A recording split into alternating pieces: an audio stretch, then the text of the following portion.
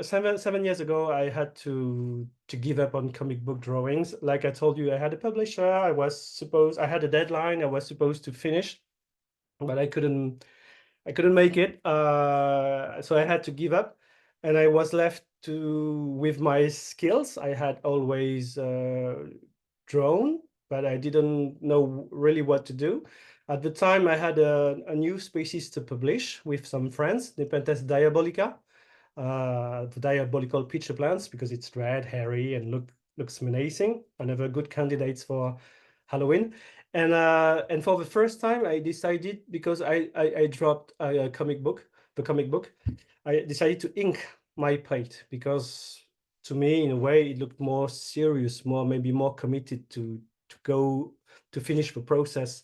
I mean, you can make excellent plates, scientific plates with pencil, but I knew that I didn't want to use ink, because I didn't want to commit that much, because maybe using ink was maybe meant that I was giving up on the comic book.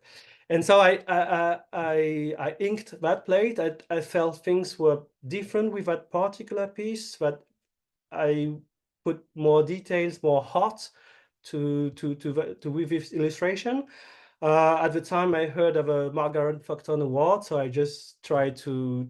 I sent this one. I just thought that maybe it was a good idea to measure myself with the best scientific illustrators, and to my surprise, I got highly commended that year. And so I kept on drawing, and I started to use color as well. A few years ago, I traveled to the Seychelles to see my favorite carnivorous plants, Nepenthes spervelii, and I decided, in a way, to wave goodbye to comic book with this piece. So I illustrated Nepenthes spervelii, and in that painting, watercolor painting, I illustrated the French nurseryman Auguste Pervillet, who discovered these pitcher plants in 1842. So this is the particular moment when Auguste Pervillet was about to find this pitcher plant. So technically, it was undiscovered until a few seconds later. So I wanted to tell that moment, that story, because comic book was about telling stories. And at that time, I knew that I had to move on to something else. And I made that painting in 2019 or 1920, and then COVID stroke. And my son, he told me, Dad, you want to keep on traveling?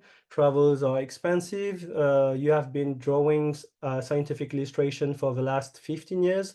Why don't you try to sell some of your stuff to fund the botanical expeditions, and maybe make more things, make more pieces in color? So it was a good idea. So I started to illustrate, to use watercolor. I kept on doing black and white pieces as well.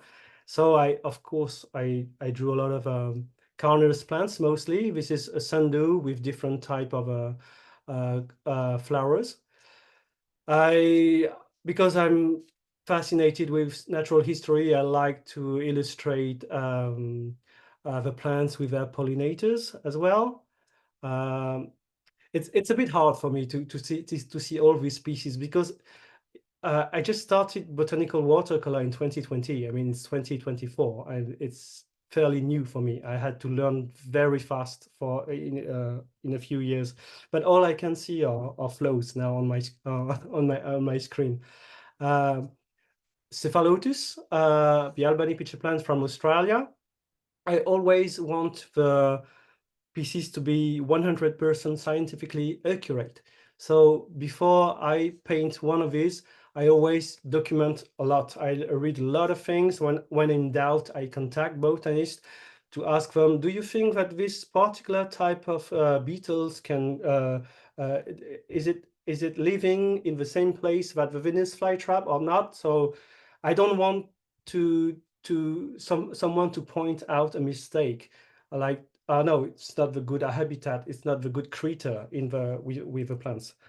So there's a lot of documentation involved. And as I was starting to produce watercolor painting, I got commissioned by some institutions, like here, the International Carnivorous Plant Society asked me to to paint this Drosera, this sundews, to commemorate a botanist. And before I even realized it, I was like on a treadmill. I was getting more and more commission, scientific illustrations for papers or watercolor paintings like this one. It's another commission. But at the same time, I took more and more seriously the art and the science of become a scientific illustrator.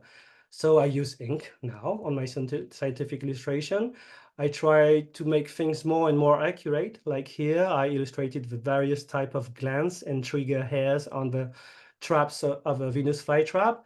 But there was always the temptation of telling a story, or the comic book drawer in me was not completely dead. I don't want it to be dead anyway. And from time to time, it just resurfaced.